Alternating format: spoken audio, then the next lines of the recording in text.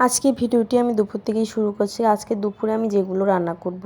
আজকে দুপুরে আমি বেগুন আলু দিয়ে শুটকি মাছ রান্না করব আর পটল আলু ভাজি করব। আপনারা সম্পূর্ণ ভিডিওটি দেখবেন।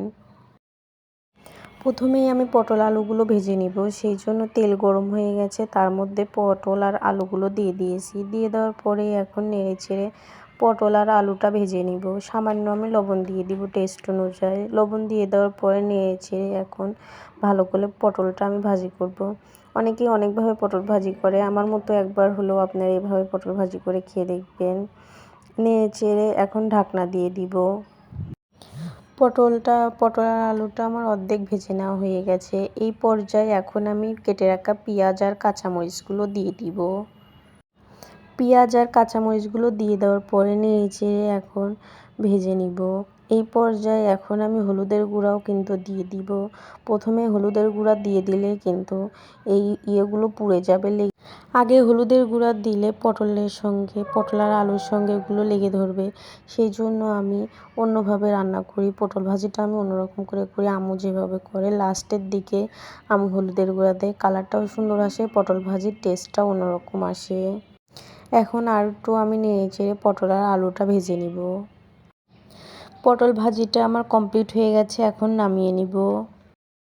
পটল ভাজিটা কমপ্লিট করে নেওয়ার পরে এখন শুটকি মাছগুলো তেলের মধ্যে আমি ভেজে নিচ্ছি। টাকি মাছের শুটকির মধ্যে আমি সামান্য লবণও দিয়েছি। দিয়ে দেওয়ার পরে এখন নেড়েচেড়ে এই টাকি মাছের শুটকিগুলো ভালো করে ভেজে নিব। টাকি মাছের শুটকিগুলো ভেজে নেওয়ার পরে উঠিয়ে নেওয়ার পরে ওই তেলের মধ্যে আমি মশলাটা সুন্দর করে কষিয়ে নিয়েছি।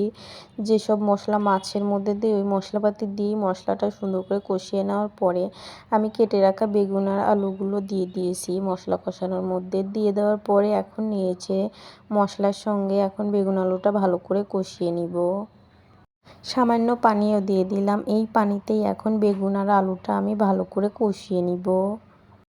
বেগুন আর আলুটা অর্ধেক কষিয়ে নেওয়ার পরে তারপরে ভেজে রাখা শুটকি মাছগুলো দিয়ে দিলাম। বেগুন আলুর সঙ্গে শুটকি মাছটাও এখন আমি ভালো করে কষিয়ে নিব। বেগুন আর আলুর সঙ্গে আমার শুটকি মাছটাও ভালো করে কষিয়ে নেওয়া হয়ে গেছে, দেখতেই পাচ্ছেন। এই পর্যায়ে এখন আমি পরিমাণ মতো পানি দিয়ে দিব। পানি দিয়ে দেওয়ার পরে নেড়েচেড়ে দিলাম। বেগুন আর আলু দিয়ে আমার শুটকি মাছ রান্নাটা কমপ্লিট হয়ে গেছে, নামিয়ে নিব। এভাবে আপনারা শুটকি মাছ রান্না করে খেয়ে দেখবেন, বেগুন আলু দিয়ে অনেক ভালো লাগে।